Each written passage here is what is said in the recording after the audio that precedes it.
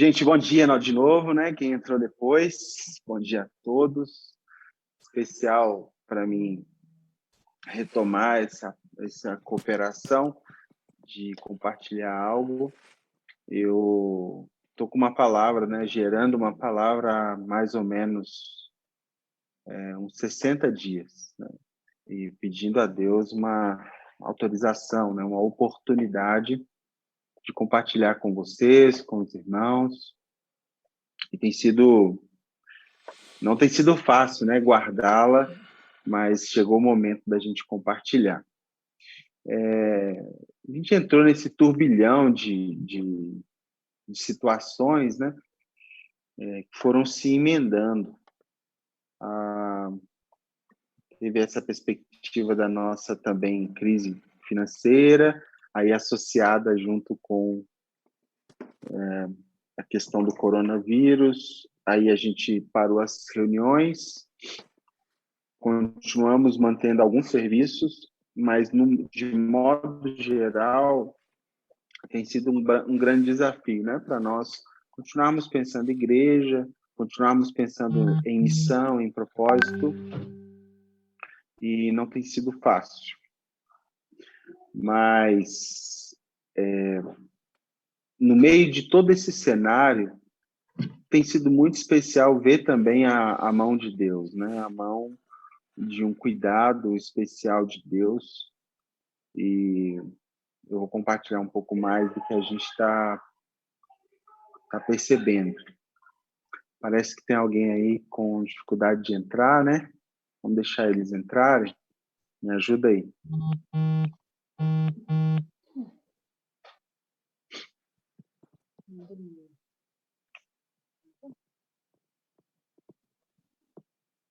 A Milena caiu lá, já tá entrando. Eu não posso sair.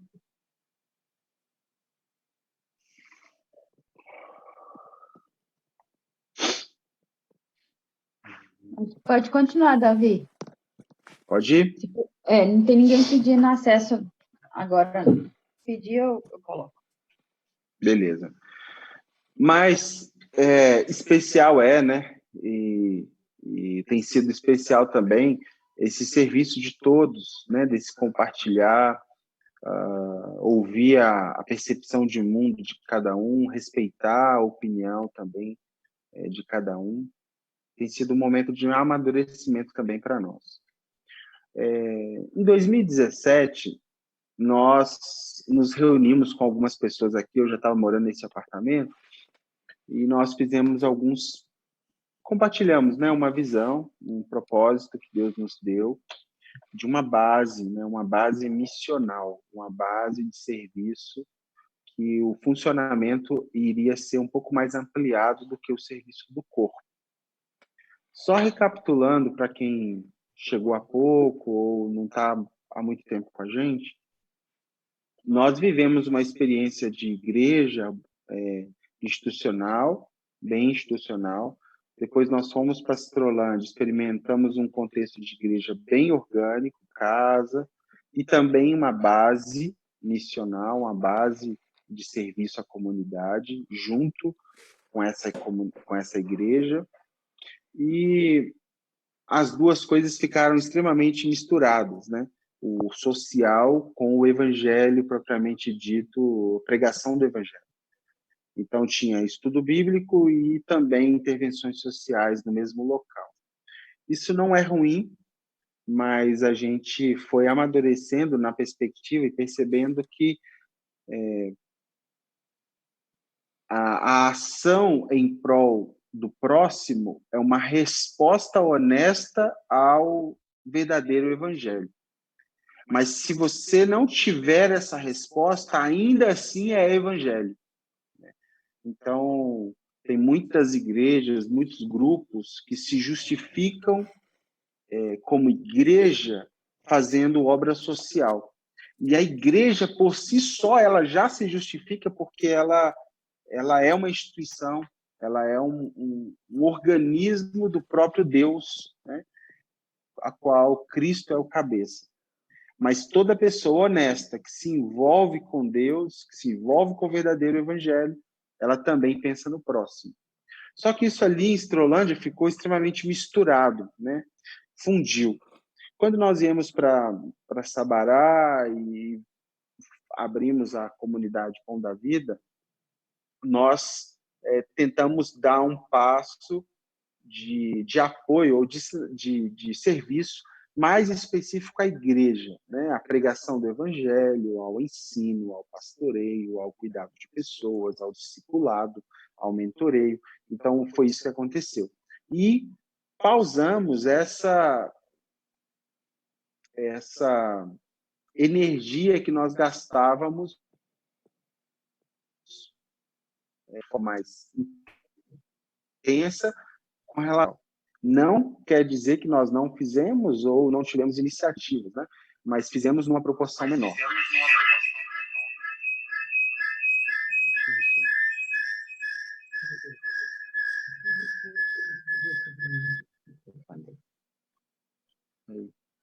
E fizemos numa intenção menor, agora não menos relevante. E ficamos esse período todo ali, naquele prédio, só relembrando algumas palavras, a Rua do Júlio ali, da André, onde é a casa deles, é uma das primeiras ruas acessando Belo Horizonte, vindo de Sabará, né? Então a gente entendeu que Deus tinha nos colocado mais na porta da cidade para servir Belo Horizonte com algo específico com relação à igreja. E a gente cresceu muito, tem sido um avanço, né? Gradativo como corpo, como igreja.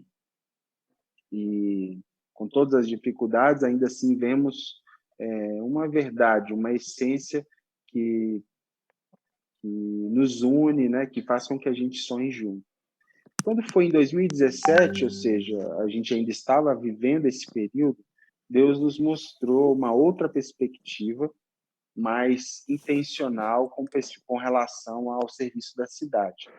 Não apenas a pregação do evangelho, mas as intervenções de justiça, ou seja, ações que manifestam o reino de Deus, independente, entre aspas, né, da comunicação da pregação do evangelho.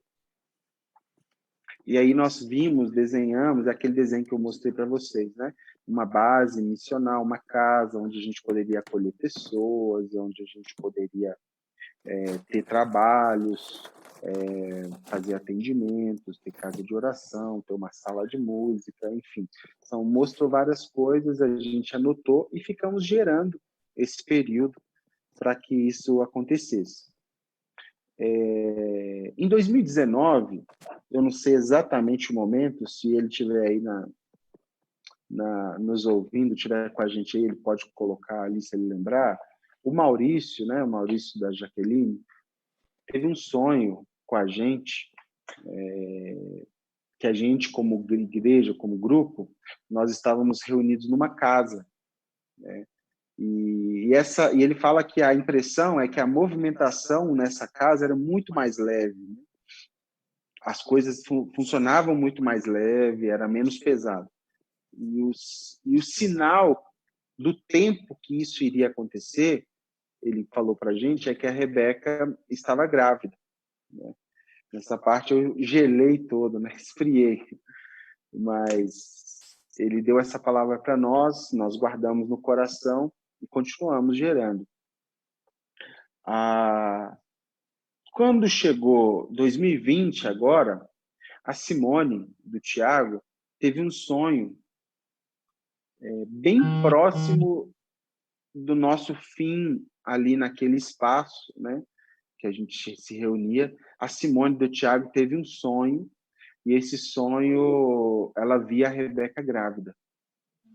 Então, a gente começou a conectar e a ligar esses pontos, né? 2017, uma palavra, 3 anos, né? Até 2020. 3 anos gerando algo para algo nascer. Em 2019, o Maurício tem essa visão, compartilha conosco. E aí, 2020, a Simone tem esse sonho que a Rebeca estava grávida.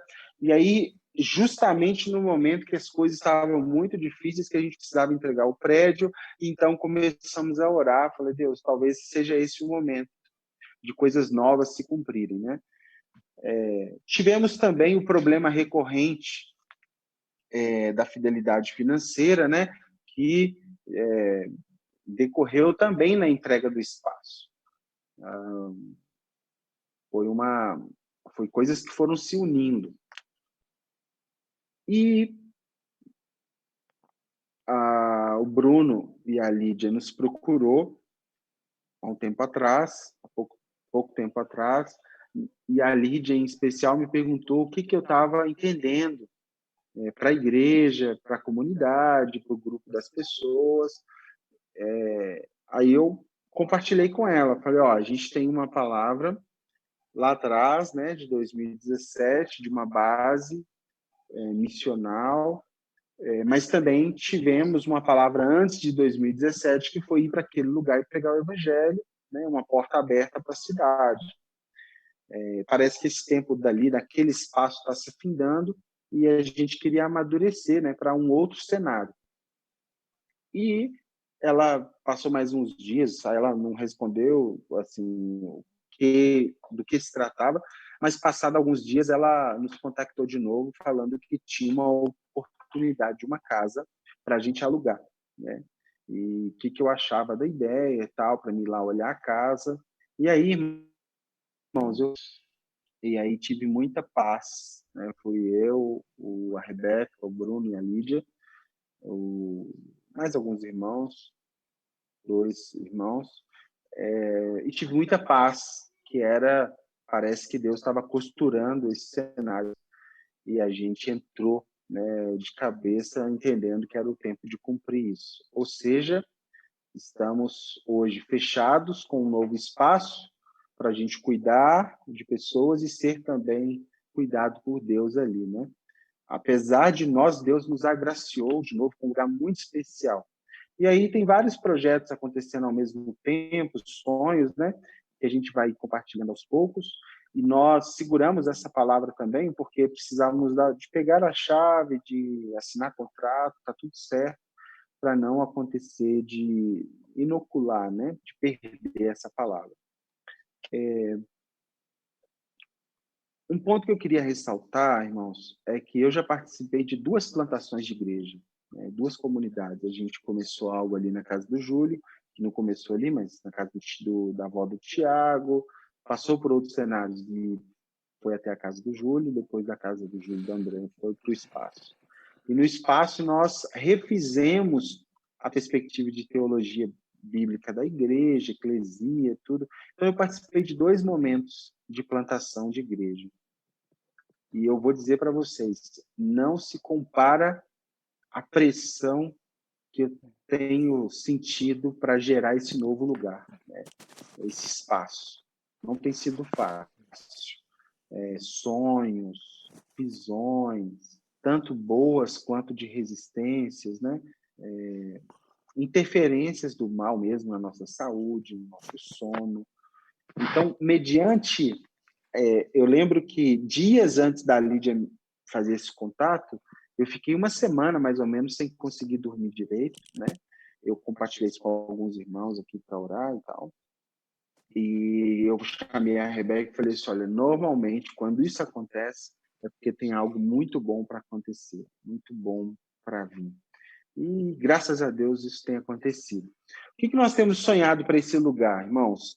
A gente tem sonhado uma sala de atendimento, né, psicológico e pastoral, uma sala de ensino, uma sala de vídeo, escritório, uma sala de estudo.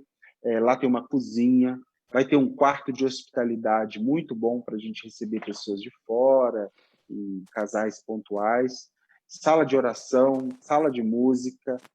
Tem um espaço, se a gente quiser pôr uma tenda atrás. A gente quer fazer um espaço de relacionamento lá atrás também. Uma salinha de instrumentos, uma sala para as crianças, área de comunhão, ambiente para os adolescentes. E 2 coisas que nos chamaram muita atenção e eu quero que vocês guardem, né? Lá tem uma jabuticabeira grande, muito grande, né? Parece até que são várias no mesmo lugar plantada. E entre parênteses, uma colocação do proprietário é que quando ela é bem tratada, ela dá fruto o ano todo. dá fruto o ano todo. E tem também essa primeira coisa que eu quero que vocês guardem, né? Uma jabuticabeira. E depois, eu quero que vocês guardem também que ao lado da jabuticabeira tem uma represinha, né? Uma fonte de água potável dentro do mesmo lote. Ou seja, não tinha como ser melhor, né, para nós, esse ambiente, essa casa. Nosso sonho é que essa casa seja totalmente autossustentável e que todo recurso que entre na comunidade a gente possa investir em pessoas, né? Famílias, pessoas, propósitos, projetos que tenham o direcionamento total para pessoas. E esse vai ser o nosso objetivo, né? Vamos começar a gerar isso esse ano. E nossa meta é, até final de 2021, nós temos essa casa totalmente autossustentável e todo recurso que nós tiver como igreja, a gente vai investir em missões, em pessoas, enviando, pagando escola, é o nosso sonho. Tenho a tendência, irmãos, em geral, de ficar mais alerta, assim, nesse período difícil que a gente tem vivido. Eu confesso para vocês que não pelo tempo tem sido difícil para mim. O mais difícil para mim é quando está tudo muito bom ou muito bem, e a minha tendência de suspeitar desses ambientes onde está tudo perfeito é mais aguçado. Quando as coisas estão mais difíceis, parece que a gente automaticamente também se torna mais dependente de Deus. Então, não tem sido extremamente pesado ou difícil para mim com relação ao tempo geopolítico assim que a gente está vivendo, mas mais especificamente sobre o tempo que nós estamos gerando algo novo, né? E eu entendo que isso, pelas resistências, pode ser algo muito especial, tanto para nós quanto para pessoas. Eu acredito que muito do supérfluo será tirado de nós após essa pandemia, né? Muito daquilo que a gente tinha como certo ou necessário, relacionamentos, pessoas, bens. Eu lembro que antes de tudo isso começar, assim, dias antes, a gente entendeu de encerrar, dar uma pausa nos ajuntamentos, e eu dei uma frase, né? Preparem-se para perder. E realmente tem sido isso. Alguém disse que ainda não perdemos nada porque não perdemos nada vital, né? Com vida de parentes, pessoas, e todo o restante perdemos o que pode ser perdido. E isso não é desesperador.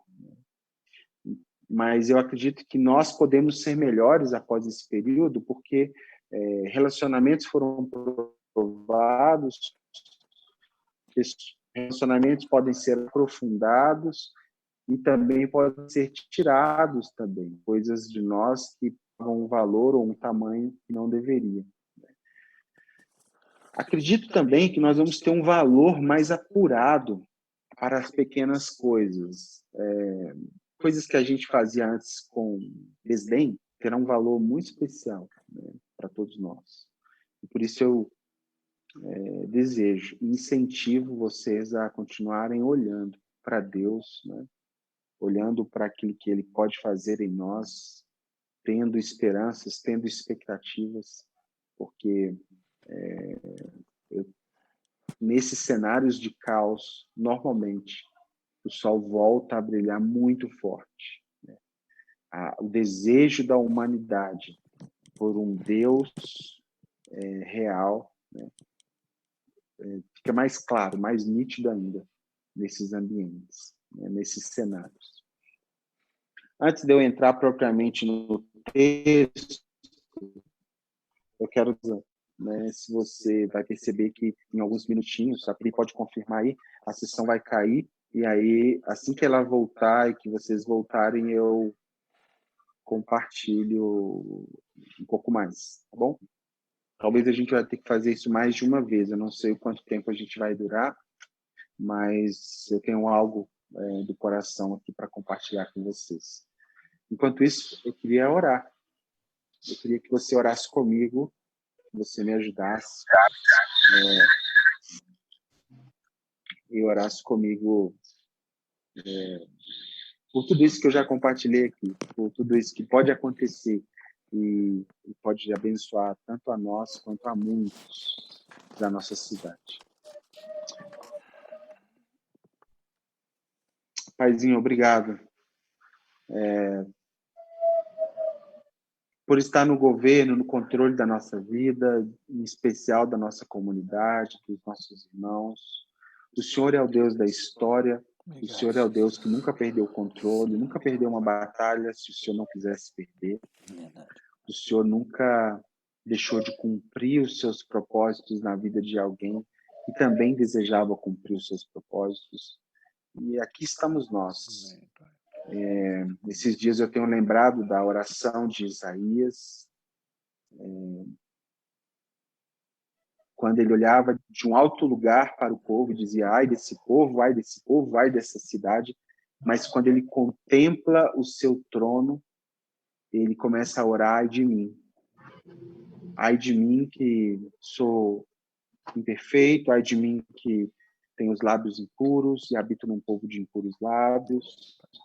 Ai de mim que falta força, ai de mim que falta coragem, ai de nós. E é nessa expectativa que nós oramos, assim como Isaías. Ai de nós. Precisamos do Senhor. Se assim o Senhor desejar, né? Oramos Isaías 6. Eis-nos aqui, envia-nos. Envia-nos ao seu propósito, à sua missão. Que a gente continue a sonhar para a igreja dessa cidade os sinais históricos do seu reino a se cumprir a partir de nós e de tantos outros irmãos, de tantas outras igrejas que possam viver uma vida simples, mas verdadeira com o Senhor. Amém, Pai. Em nome de Jesus, Pai, é o que eu te peço e te agradeço já por esses irmãos que estão aqui, que acordaram cedo, que se organizaram, que o Senhor os recompense com a tua palavra, com a tua graça, com o teu favor. Em nome de Jesus. Amém? Amém. Então, gente, eu falei que eu tenho gerado uma palavra, né, há algum tempo, e acho que a gente pode compartilhá-la hoje, e eu quero que vocês exercitem, né, o discernir dessa palavra, talvez algo que não foi dito também, com palavras, mas que o Espírito Santo pode te ajudar. Está aqui em João, capítulo 15. Quem puder abrir lá, João 15.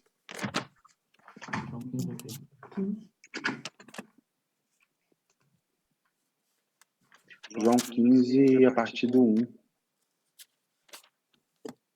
João 15, 1. Eu sou a videira verdadeira e meu pai é o agricultor. Todo ramo que estando em mim não dá fruto, ele corta, e todo que dá fruto, ele poda, para que dê mais fruto ainda.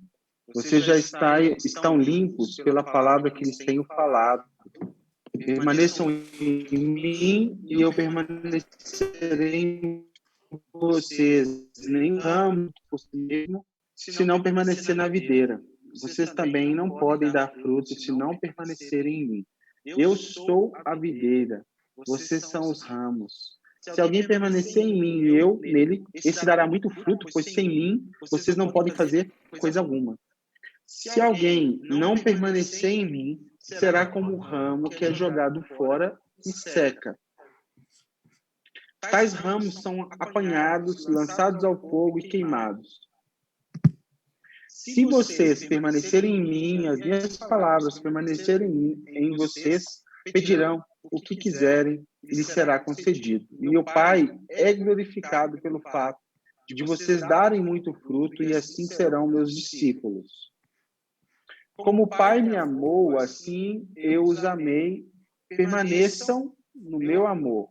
Se vocês obedecerem aos meus mandamentos, permanecerão no meu amor, assim como tenho obedecido os mandamentos de meu Pai e em seu amor permaneço. Tenho-lhes dito essas palavras para que a minha alegria esteja em vocês e a alegria de vocês seja completa. O meu mandamento é esse: amem uns aos outros como eu os amei. Ninguém tem maior amor do que aquele que dá a sua vida pelos seus amigos. Vocês serão meus amigos, e se fizerem o que eu vos ordeno. Já não os chamo de servos, porque o servo não sabe o que o seu senhor faz. Em vez disso, eu os tenho chamado de amigos, porque tudo o que ouvi de meu Pai eu lhes tornei conhecido. Vocês não me escolheram, mas eu os escolhi para irem e darem fruto. Fruto que permaneça, a fim de que o Pai lhes conceda o que pedirem em meu nome. Esse é o mandamento. Amem-se uns aos outros. A gente leu do 1 ao 17. Parece que tem alguém ainda com o microfone aberto aí. Está dando retorno aqui. Mas esse texto tem queimado no meu coração já há algum tempo, e é uma palavra de Jesus aos seus discípulos, faz parte desse diálogo último da vida de Jesus. Alguns dizem que João 15 foi as palavras que ele disse pouco antes de começar a ceia, né, a última ceia, para ir para a cruz também. E perceba que essa é a última das 7 metáforas em que Jesus fala de si mesmo. Ele fala, eu sou o pão da vida, né, João 6, eu sou o pão da vida. Ele fala sobre eu sou a luz do mundo, eu sou a porta, e é muito interessante ele falar a palavra porta, porque porta aqui tem a ver mais com tempo do que a ideia que a gente tem de acesso a lugares, né? É como se ele falasse, eu sou a chave de toda estação, ou de todo momento que vocês forem viver, eu sou a chave, né? Eu sou a porta, eu sou aquele que começa e aquele que termina toda a estação. Eu sou o bom pastor, né? Foi algo que ele disse também, aquele que realmente cuida de nós. E eu sou a ressurreição e a vida, né? Palavras de Jesus. Ele fala ainda, eu sou o caminho, a verdade e a vida. E isso gera um conflito na cabeça de muitos daquela época. E, por fim, ele fala que ele é a videira verdadeira. Então, trata-se uma série a respeito de quem o Filho de Deus é, quem Jesus é. Perceba que nessa analogia, o agricultor, ele fala que existe uma videira verdadeira e o pai é o agricultor. Então, existe uma figura, o agricultor sendo o pai, uma outra figura falando que a videira é Jesus, né? Jesus é a videira, e que os ramos são os discípulos, aqueles que estão conectados nessa videira. E a expectativa de Jesus para os seus discípulos é que eles deem mais frutos, que eles possam produzir algo que, de fato, evidencia que há uma relação entre o ramo e a videira. Então, recapitulando, o Pai é o agricultor, Jesus é a videira e nós somos os ramos. Existe uma pedagogia entre esses 3 elementos. O agricultor cuida da videira, instrui a videira conectada no ramo, instrui o ramo, alimenta o ramo para que esse ramo possa frutificar. O que me chama a atenção, inicialmente, é no versículo 1, quando ele diz que ele é a videira verdadeira. Se ele diz que ele é a verdadeira, pressupõe que existia ou existe videiras que são falsas. Não poucas vezes a nação de Israel foi comparada a uma videira, né? O que Jesus está dizendo é mais ou menos o seguinte, olha, existe um poder, estado geopolítico, religioso. Muitos acham que o poder provém deles. Eles são a verdadeira vida. O Estado vai prover a verdadeira vida. A religião vai prover a verdadeira vida. Ou o solo, né, o que vocês plantam aqui, a geografia, vai prover a verdadeira vida. Mas eu sou a videira verdadeira. Ou seja, a despeito de todas as outras fontes que você pode buscar de vida, ele é a vida. Ele é a verdadeira vida. Então, é uma advertência duríssima para os discípulos. Por quê? Porque os discípulos também tinham o desafio, assim como nós, de buscar a nossa verdadeira vida sob o sustento do Estado geopolítico religioso. Achar que o que esse mundo pode prover é a verdadeira vida. E ele diz que ele é a videira verdadeira, né? Cuidado, e aqui eu digo para vocês e para nós que estamos buscando ser discípulos de Jesus, cuidado com a proporção que você busca vida em outras coisas que não é Jesus. Ele já está adiantando para nós. O Estado, a economia, a religião, nada disso pode nos dar o gosto de vida. A aparência não pode nos dar saciez de vida. Jesus está dizendo o seguinte: as necessidades mais básicas da vida e mais ordinária de ordem está em mim. Não busquem em outro lugar, porque vocês serão falidos. Né? Então, ele diz que ele é a videira verdadeira. A palavra no grego para verdadeira é genuíno, né? Real, oposto do que é fictício. Imitação, oposto do que é imitação, oposto do que é imaginário, né? Do que é simulado ou pretendido. Ele não é isso, ele é a realidade. Ele é o que é algo verídico, sincero, certo. Ele não é uma ideia, ele não é uma projeção, ele não é o que nós esperamos que ele seja. Ele é a videira, ele é o bom pastor, ele é a porta, ele é o pão da vida, ele é o caminho, a verdade e a vida. Ele mesmo diz quem ele é. Né? Assim como Deus não é uma ideia minha, Jesus também não é uma ideia do que nós achamos que ele seja. Nós, como discípulos, e esses discípulos aqui que estão ouvindo esse discurso, estão sendo corrigidos porque eles tinham uma ideia do que Jesus deveria ser. Eles olham para Jesus e falam: bom, você disse que é maior que Davi, e Davi venceu todos os exércitos que ele lutou contra. Você disse que você é maior que Moisés, e Moisés libertou o povo da opressão do Egito. Então, nós esperamos de você, Jesus, que derrote Roma, que coloque o exército romano no lugar deles, que construa o templo de Jerusalém de novo para nós cultuarmos a nosso Deus e que todo mundo aceite a nossa religião como a religião oficial de Deus. Nós esperamos um Messias valente, poderoso, um Messias que vai subjugar todos os outros reinos. E Jesus, nesse momento, diz: eu não sou isso. Eu sou a videira verdadeira. Eu sou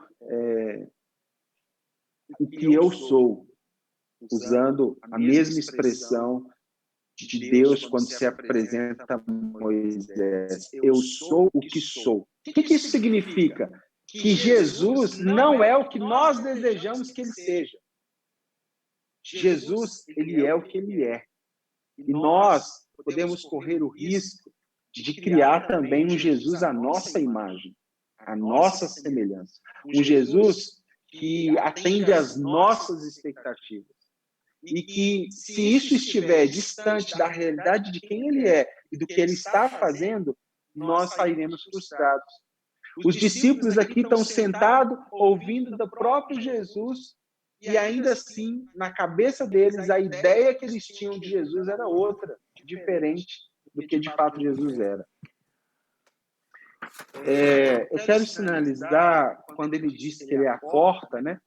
Ele diz que ele é a entrada, ele é o caminho, ele é o fim, ele é alfa e ômega, né? Lá em Apocalipse ele vai usar essa linguagem de no céu não tem contagem, né? Contagem de tempo, como a gente tem.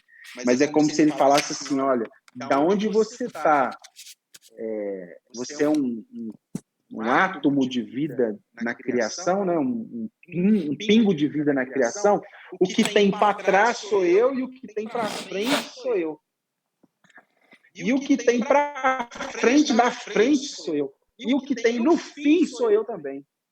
Então é como se ele dissesse que não há possibilidade de nada escapar de quem ele é.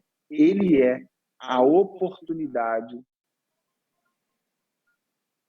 de vida, de estar vivo, de fazer algo. É ele que determina as condições, é ele que tem a chave de todas as estações da nossa vida e da vida de todo esse mundo, da vida de toda a criação, né? Ele é a porta de cada estação. E por que eu coloquei nova estação? Porque realmente essa é a minha impressão, meus irmãos. Deus está abrindo uma nova estação, uma nova oportunidade, uma janela de oportunidades. E a fumaça que cega os mais próximos desse mundo são as dificuldades. As pessoas que deixam se entorpecer, é mais ou menos quando você está viajando e tem aqueles pontos de neblina, que muitos querem parar o carro no meio da neblina. Porque não está enxergando tudo, está enxergando só 1 metro. Só que se ele parar e vir uma carreta atrás, vai causar um acidente e possivelmente uma morte. A fumaça desses dias é dificuldades, isolamento, escassez, falta de recursos, dívidas, negócios, perdas econômicas. Essa é a fumaça. Mas não significa que o caminho está fechado. A perspectiva é o quanto você vai ter coragem de, se necessário, diminuir a velocidade, adquirir prudência, mas continuar seguindo pelo caminho que ele mandou. Isso vai determinar se você vai sair dessa neblina. E muitos vão ficar entorpecidos mesmo pela fumaça, achando que não estão vendo nada, podem até parar os seus carros e causar acidente para outros e para si mesmo. Jesus é essa porta, é o caminho, é a verdade, é a vida, ele tem a chave das estações e para mim está muito nítido que está se abrindo um tempo novo de muitas oportunidades. Pessoas que não sabiam fazer coisas ou estavam paradas, né, serão destravadas para fazer algo, e pessoas também que não faziam antes vão ser denunciadas por ainda não estar fazendo, porque agora é um momento de necessidade, como eu falei, de maior prudência, de apertar a mão no volante, sabe quando você diminui o pé do acelerador para passar sobre uma poça de água, porque há um risco, mas não significa que você tem que frear para parar, né? Cuidado para não estar ligado a um Jesus que não é a videira verdadeira. É um Jesus, a sua imagem, é como se que está ali para suprir o que você precisa apenas. Existe um plano muito maior do que ele suprir a minha fome e a minha necessidade. É claro que isso, se eu for um justo, está mediante o plano de Deus. Mas cuidado, né, para não fazer de Jesus a mesma ideia do bezerro de ouro, que é o Deus a nosso serviço, né? Deus está no governo de tudo, Jesus está a serviço de Deus, disponibilizando a outros a cooperarem com a missão dele. E qual que é o fim? Qual que é a missão dele? Uma família de muitos filhos, semelhantes a Jesus, morando num jardim e vivendo a plenitude do reino de Deus, juntamente com o próprio Deus. Esse é o objetivo final, né? Então, a primeira coisa que eu quero deixar bem sublinhado é: ele é a videira verdadeira. Cuidado com as conexões com a falsa vida, com aquilo que promete vida, mas não tem vida. Segunda coisa, no versículo 2, que me chama muita atenção, é que fala assim, ó: todo ramo que estando em mim não dá fruto, ele corta, e todo que dá fruto, ele poda, para que dê mais fruto. Então, todo ramo que estando em mim não dá fruto, ele corta. E o que dá fruto, ele poda para dar mais fruto. O que me fez ficar estarrecido, irmãos, não sei se você já reparou, é que ambos os ramos estão ligados nele. O que diferencia um ramo de outro é o resultado, são os frutos. É o resultado dessa vida, dessa seiva que vem da videira e faz com que aquele fruto não tenha outro caminho a não ser frutificar. Mas ambos estão conectados. Tanto o que não dá fruto, quanto o que dá fruto, estão nele. Olha o que está dizendo. Todo ramo que estando em mim não dá fruto, então é possível alguém estar conectado a Jesus e não dar fruto? É possível pessoas terem nascido de novo, ser crente na igreja, obedecer à lei, mas não ser um discípulo de Jesus. Porque o discípulo de Jesus, ele tem essa preocupação de continuidade da obra de Jesus. Ele tem o compromisso da obra de Jesus. Não é surpreendente que alguns realmente nasceram de novo, são crentes, gente fina, gente boa, presente, mas continuam vivendo para si mesmo. Vivendo como resultado último suas próprias vidas. Né? Vivendo, objetivando o seu umbigo. E Jesus está dizendo aqui para os discípulos, isso não é discipulado. Para esse tipo de gente, eles não podem passar dessa etapa do discipulado de Jesus. Ele diz o seguinte: se um ramo está em mim e não dá fruto, eu preciso cortar. E um outro que está em mim e está dando fruto, ele também sofrerá um dano, mas esse dano vai ser momentâneo para que ele possa dar mais fruto ainda. Então, se você está conectado a Jesus e não quer sofrer dano nenhum, você não está conectado a Jesus. Se você não quer ser podado, se você não quer sofrer privações, se você não quer perder dinheiro, se você não quer investir mais, se você não quer dar mais tempo, se você não quer sofrer um pouco mais, se você não quer orar um pouco mais, se você não quer cuidar mais do outro, se você não quer repartir, você não está conectado nele. Porque todos que estão ligados em Jesus estão pedagogicamente sendo podados. Isso pode, isso não pode, isso é seu, isso aqui não pode, isso aqui tem que ser do outro, isso aqui você divide, isso aqui você dá, isso aqui você recebe, isso aqui você usa, isso aqui você usa até tal dia. Mas há um processo a qual o próprio agricultor, Deus, está cortando, podando. Eu fiz um exercício quando eu recebi essa palavra, lá no galpão, onde eu mexo com as madeirinhas lá. E lá na entradinha, assim, tem uma plantação.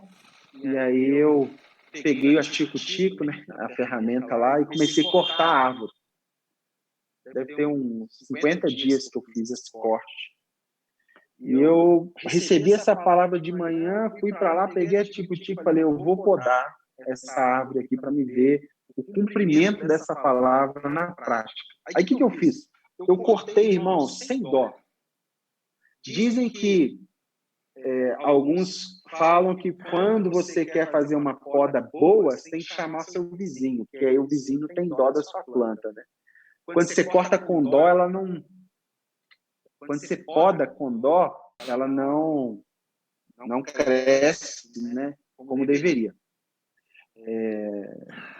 Por razões óbvias, né? Você quer poupar o que você já tem. Então, você não poda como deveria. Mas eu fiz essa experiência, irmãos. Eu peguei a tico-tico e cortei. Como é um local alugado, né, e tal, e estava incomodando a entrada, estava muito fechada, eu cortei aquele galho quase no cotoco, assim, cortei muito. Cortei todas as árvores que estavam ali.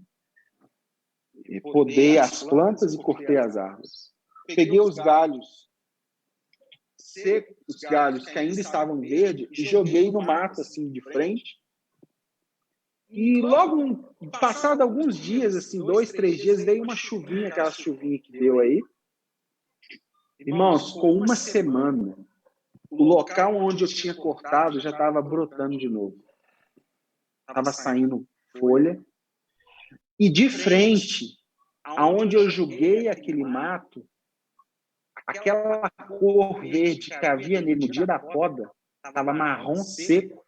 E se eu jogasse uma faísquinha de fogo, pegava fogo.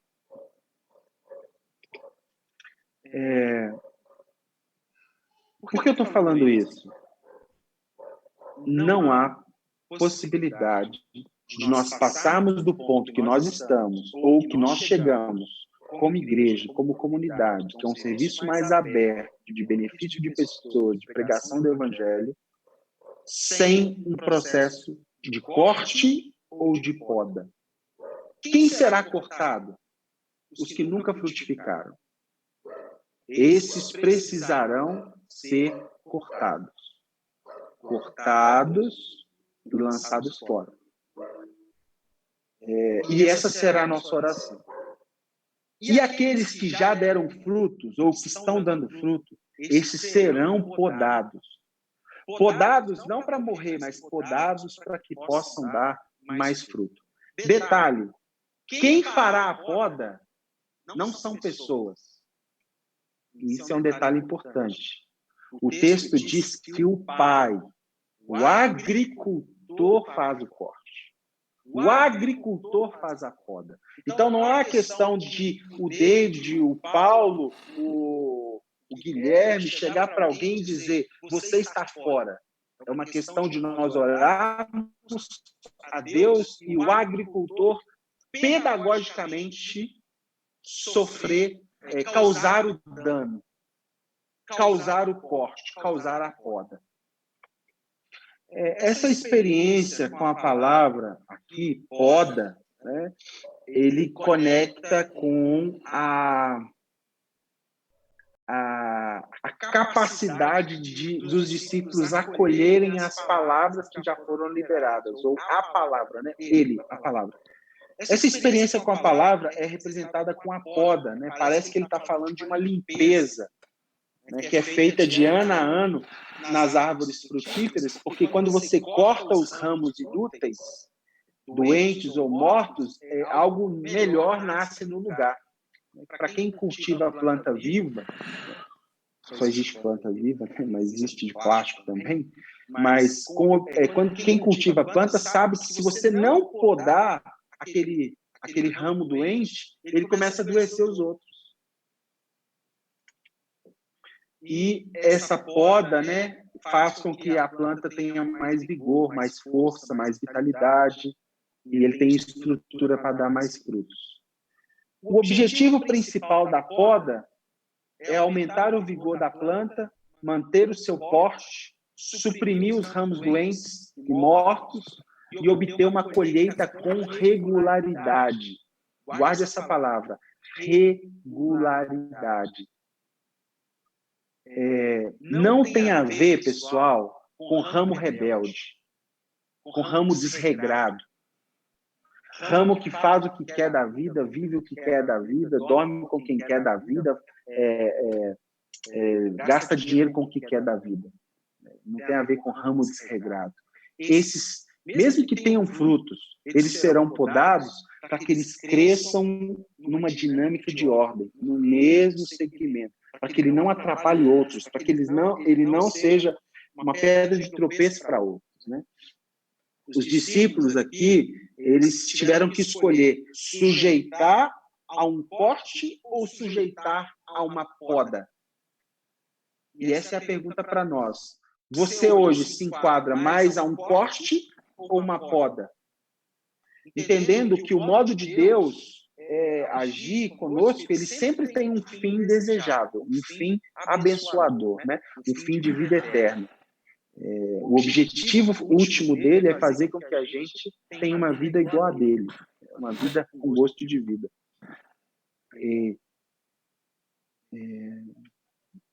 Por mais que doa, haverá necessidade de corte. Os dados, os relatórios, os levantamentos, os resultados, os desdobramentos do nosso estágio naquele espaço comunicou que alguns precisam ser cortados e outros precisam ser podados. Outros todos, né? Todos nós. Versículo 4 tem uma chave também. 15:4. Permaneçam em mim. Essa é uma chave. Parece que o contexto aqui é a palavra permaneça em mim. Permaneça, permaneça. Não é à toa que a palavra permaneça é citada 13 vezes nesse capítulo, nesse mesmo contexto imediato. Nos últimos 27 versículos, a palavra permaneça foi citado 13 vezes. Permanecer é uma palavra-chave para esse processo de aprendizado e produtividade. Por que muitos não conseguem aprender ou pode até aprender, mas não se tornam produtivos? Porque eles não são constantes. Não permanecem nele. Tanto o aprendizado quanto a produtividade está ligado à constância. A você resistir. A você se manter numa mesma posição. Se ele falou, você mantém os olhos nele e continua, mesmo que a chuva está engrossando. Mesmo que está começando a cair granizo. Granito mata, né? Granizo. A gente permanece, né? Por isso que Paulo falou em Gálatas 6:9, encoraje os irmãos a não se cansarem de fazer o bem e permaneçam para que a seu tempo possam colher. Ou seja, permanecer é uma chave do processo de discipulado com Jesus. Versículos 5 e 6 dá o resultado, né? Eu sou a videira, vocês os ramos. Se permanecer em mim, esse dará muito fruto. Sem mim, vocês não podem fazer coisa alguma. Se alguém não permanecer, será como ramo jogado fora até secar. Como eu falei, eu fiz essa experiência. E se você puder, souber onde vai lá no galpão e você vai ver, gente, tem 60 dias que eu fiz essa poda e esse corte. Parece uma árvore nova que nasceu no lugar. Sabe, tá verdinho, tá parecendo verde fluorescente. Porém, os galhos que eu tinha jogado fora antes verde, agora nem existe mais, já decompôs. Versículo 7. Se vocês permanecerem em mim e as minhas palavras permanecerem em vocês, pedirão o que quiseres e lhes será concedido.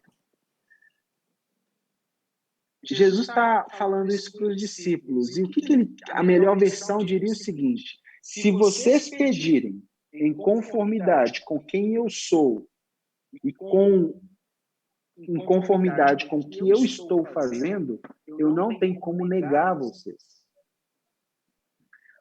Porque muitas vezes nós não temos nossos pedidos atendidos, porque nós não sabemos pedir, pedimos mal para o nosso próprio deleite, para o nosso próprio prazer. Nosso Pai é glorificado pelo fato da gente dar fruto.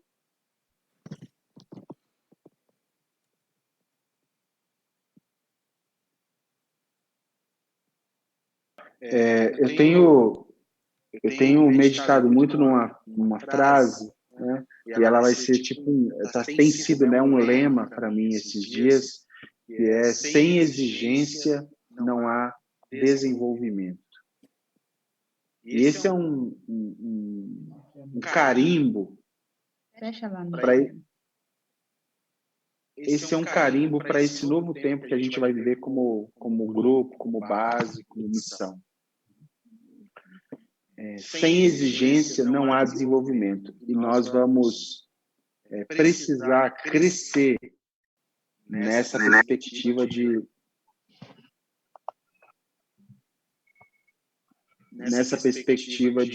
desenvolvimento, né? Como grupo, como igreja, como irmãos.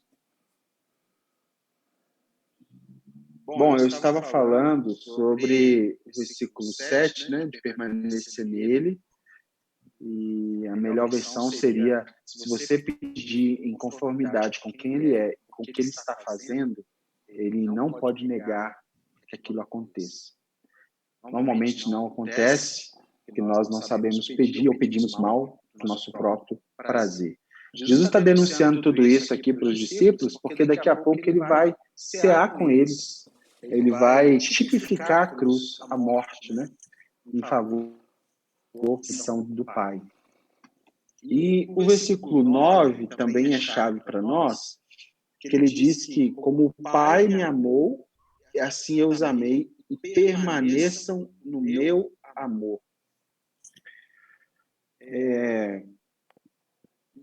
Mais uma vez, amor não é sentimento, amor é um compromisso, um pacto racional, que precisa sim ser cultivado com outros sentimentos, mas a força principal do ágape é a obstinação de amar.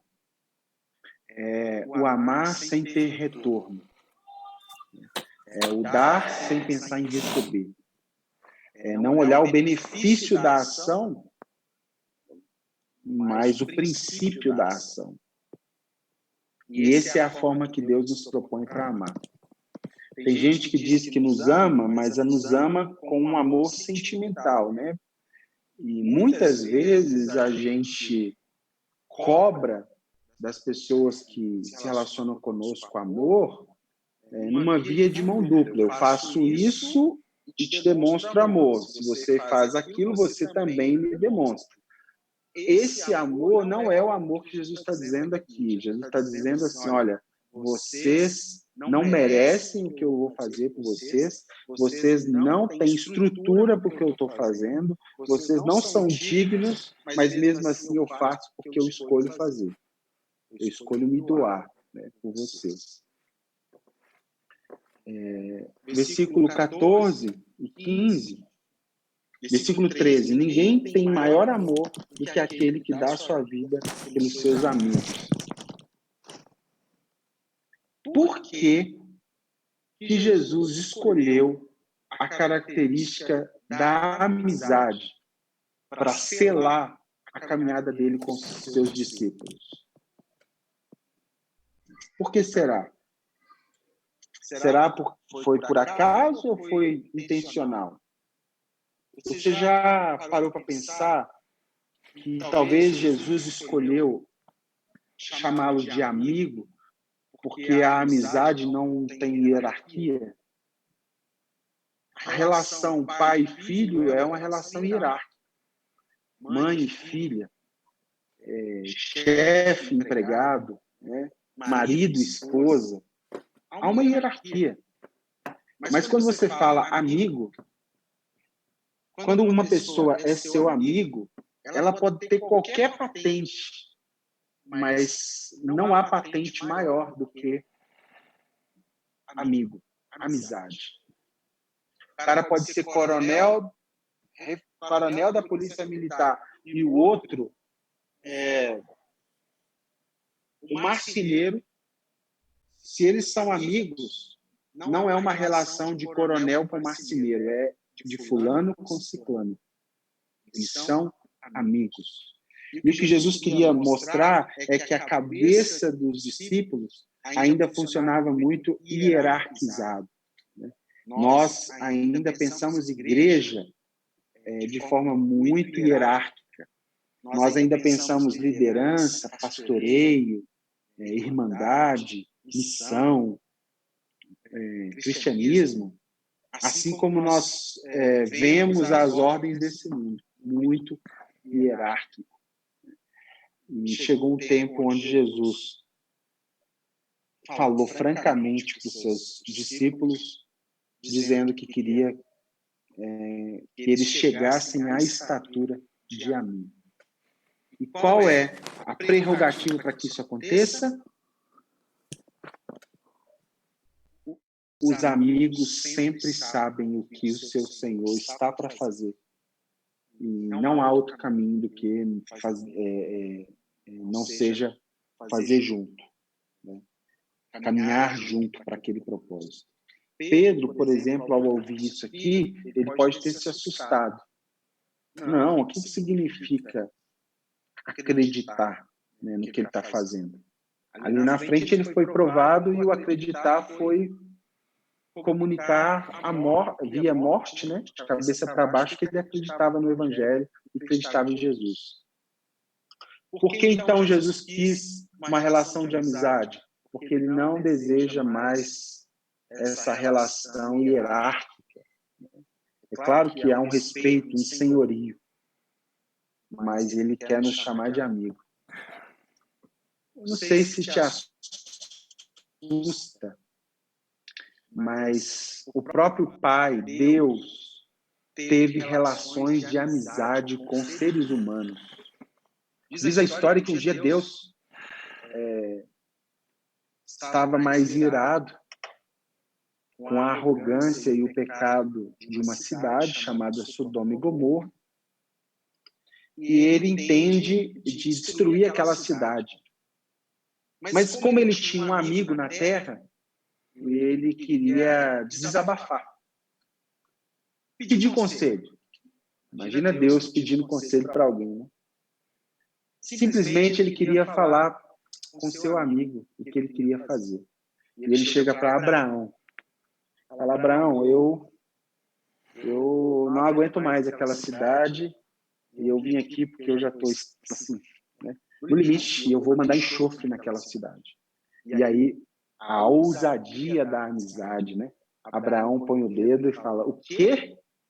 De jeito nenhum. Igual o Timóteo fala. De jeito nenhum.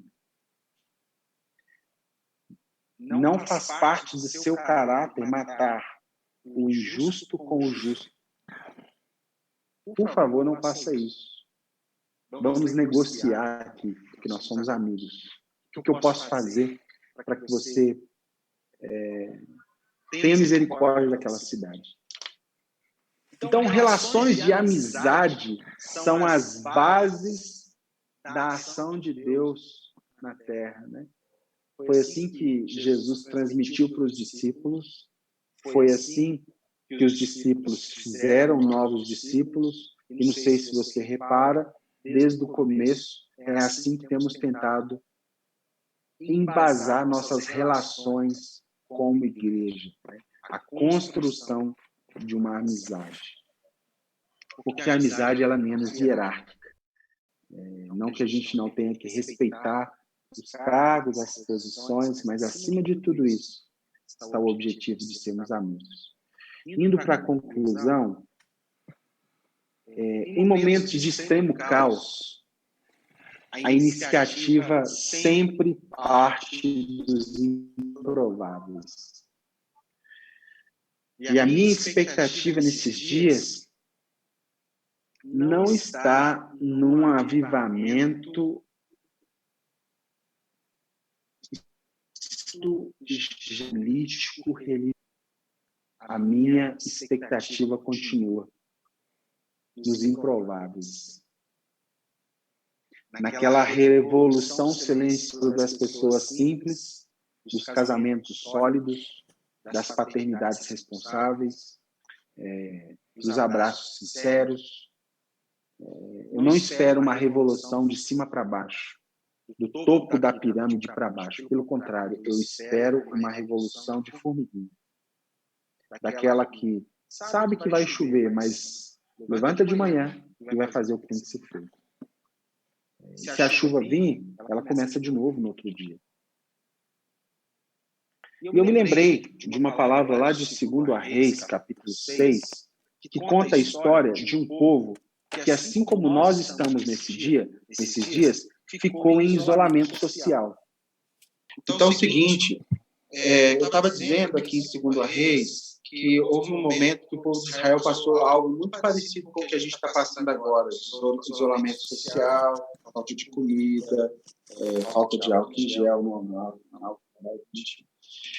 coisas parecidas, né?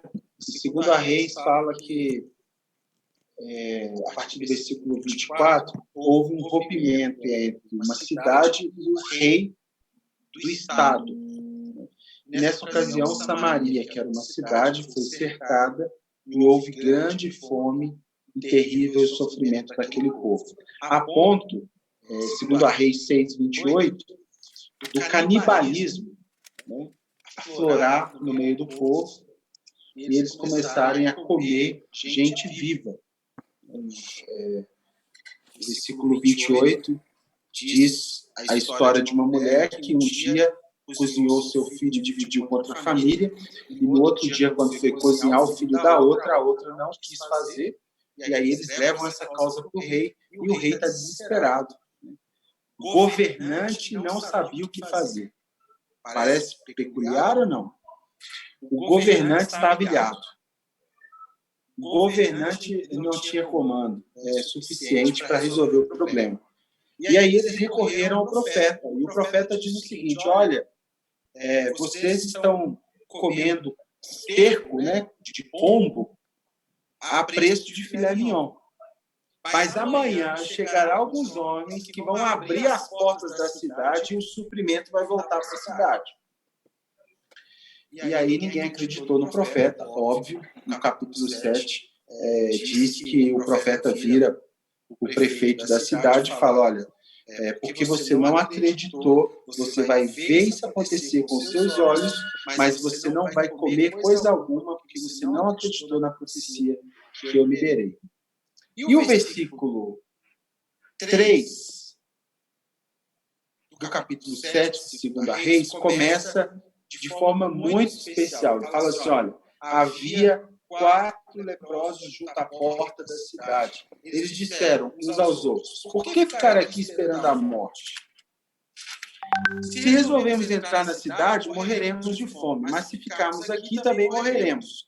Vamos, pois, ao acampamento dos nossos inimigos para nos render. Se eles nos pouparem a vida, viveremos. Se nos matarem, morreremos. 4 homens leprosos foi o que Deus usou para mostrar para aquelas pessoas que haviam uma revolução dos improváveis, das pessoas simples, das pessoas que têm limitações, né? Os leprosos aqui estão fora da cidade, por isso eles não estão presos lá pelo prefeito. Por quê? Porque muito provavelmente eles não podiam morar junto com as outras pessoas, eles tinham que ficar à margem. Viviam em cabanas, com sinos no corpo dizendo impuro. Mas agora, eles se tornam as pessoas de iniciativa para que algo novo acontecesse. Versículo 4 fala, vamos, pois, agora, né? Sobre um cenário de caos, 3 palavras importantes que apontam para uma iniciativa. Uma iniciativa. Quando nós somos confrontados por realidades duras, muitas vezes nós preferimos não tomar iniciativa nenhuma, porque a iniciativa vai custar alguma coisa. E esses homens aqui só tomaram iniciativa, né, porque eles não tinham mais nada para perder. Eles já tinham perdido suas famílias, suas casas, suas comidas, seu convívio social. E agora eles precisavam dar uma resposta, ser uma resposta de Deus, né? De quem eu espero a revolução dos últimos dias? Das pessoas simples, dos improváveis, daquelas pessoas que têm muitas limitações, têm pouco dinheiro, têm pouca comida em casa, que têm pouco recurso, mas que têm consciência que não tem nada. Por que esses leprosos tiveram iniciativa? Porque eles não tinham mais nada para perder. E a minha pergunta para você é: você terá iniciativa? Será que você vai ficar observando, mais uma vez, poucas pessoas se moverem para fazer com que essa base funcional aconteça? E talvez a sua falta de movimento seja justificada pelo excesso de coisas que você tem para perder? Ou você já não tem mais nada para perder e por isso você pode se desprender do pouco que ainda resta? Porque se vivemos, para o Senhor vivemos. Se morremos, para o Senhor morremos. Quer pois vivamos ou morramos, somos do Senhor. Talvez você vai falar como Paulo, né, Atos 20, 24, talvez em nada na minha vida eu tenho por preciosa, contanto que eu complete a carreira e o ministério que eu recebi do Senhor, que é testemunhar do Evangelho da graça de Deus. São pessoas, irmãos, que já têm consciência que não tem nada e por isso podem se movimentar para mudar o cenário de uma cidade. Pessoas que às vezes estão na margem se sentindo pequenos, pessoas que estão com falta de coisas, pessoas que estão com dores porque leproso sente dor, né? Tem necessidades, sentem vergonha, não se sentem capacitados, não se sentem guerreiros, não veem boas armas nas mãos, mas eles têm a melhor de todas as armas, a iniciativa, a força de vontade, o sacudir a poeira, poder fazer um pouco mais. Eu recebi algumas vezes ligações de uns irmãos falando assim, essa base aí não é para você pegar para fazer as coisas sozinho e morrer não, viu? Vamos dividir com os homens, vamos fazer o que tem que ser feito. Outros ofertaram já coisas para a comunidade, falando, olha, eu acredito no que Deus está fazendo, né? Está aqui uma oferta especial para aquilo que Deus está fazendo.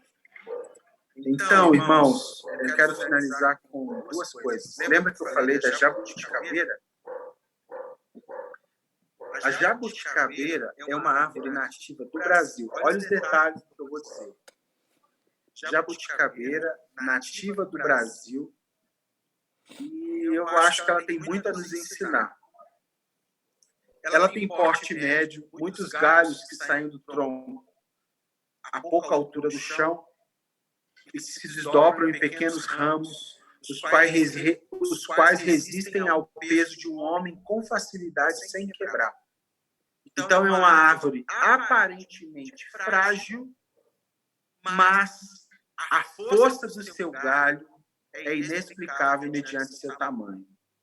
Elas dobram, se encurvam, mas não quebram com facilidade. Poucos dias eu fiquei sabendo de uma pessoa que estava tentando quebrar um galho e por 2 vezes ela foi lançada para o alto e caiu no chão. Tanta força que tem nessa árvore. Outra coisa bonita na jabuticabeira é que a floração dela é um espetáculo, né? Ela reveste os seus caules com pontas de flores brancas, pequenas e perfumadas, né? E aí vem as abelhas, os insetos visitam. Dizem que a jabuticabeira é uma das árvores que tem mais doçura. O néctar dela é mais doce. E por isso dá muito inseto, né, querendo o fruto. E quando caem também as suas flores no chão, forma um tapete branco, muito bonito. E as formigas utilizam dessas flores, né, para fazer suas camas.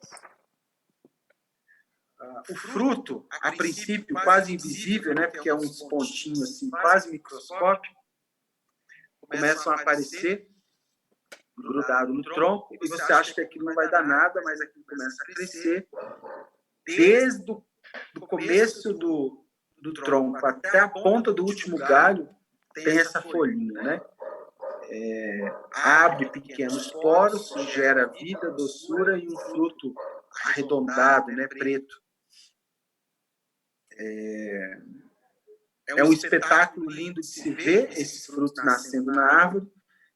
Esses frutos alimentam, além de nós, né, aves, pequenos insetos. Quando essas jabuticabas estão passando, ela cai no chão, também forma um tapete preto, bonito, que também servem às formigas, né, e os outros insetos com a sua doçura. Não há uma pessoa que não se encante quando depara com uma jabuticabeira na sua plenitude, seja na floração ou na frutificação. Tem um amigo nosso, o Júlio vai lembrar bem, o Messias, que o Messias era apaixonado com jabuticaba. O Messias, ele gostava de sentar debaixo da jabuticabeira lá para fazer o devocional, né? E eu me lembrando disso e agradecendo a Deus que nos deu mais um sinal que dentro do nosso lote lá, da nossa base, tem uma jabuticabeira enorme para a gente cuidar, para a gente ver frutos acontecerem, ver frutos nascerem, a gente jogar um pouquinho de água lá todo dia, para a gente fazer o exercício da corta e da poda, com essa palavra de nova estação, podar no lugar certo, podar na hora certa para que ela continue dando mais frutos. E por último, lembra que eu disse que lá também tem uma fonte, né, uma represinha de água potável? Isso me lembrou de João 4. Aquela mulher que tinha sede e foi num poço buscar água. Ela queria matar uma sede que ela não conseguia matar de outra forma. E quando ela se depara com Jesus, Jesus pede a ela água e ela se assusta por ele ser judeu e pedir uma mulher. E ela questiona que não tinha como tirar a água daquele poço, o poço era fundo. E Jesus responde para ela: se você soubesse o dom que há em mim, você me pediria água e eu te daria a água da vida. Aquela mulher se surpreende, pede ele essa água e Jesus diz a ela para ir resolver pequenos entraves que tiravam dela a possibilidade de fato ser frutífera. E qual era a característica? Ela era casada com o quinto, mas nenhum dos 5 era seu marido. O que essa palavra tem a ver conosco? Eu acho muito profético, muito especial dentro do nosso espaço lá ter uma jabuticabeira e ter uma fonte. Jesus é essa fonte de água viva. Jesus é essa videira verdadeira que dá fruto. Né? O Pai é o agricultor que poda, que corta. Nós somos os ramos, assim como o ramo sai daquela árvore e dá fruto. Mas nós não podemos, assim como essa mulher, buscar água nessa fonte que é Jesus, sem resolver nossos pequenos entraves. Essa mulher já tinha se casado com muitos, mas nenhum tinha assumido como marido. Pessoas que casaram buscando fonte de vida com várias coisas e pessoas, né? Pessoas que se uniram a propósitos, e até mesmo a igreja, podemos falar numa linguagem mais profética, a igreja se aliançou com vários movimentos mas nenhum desses casamentos foi com o noivo. E chegou a hora da igreja casar com Jesus.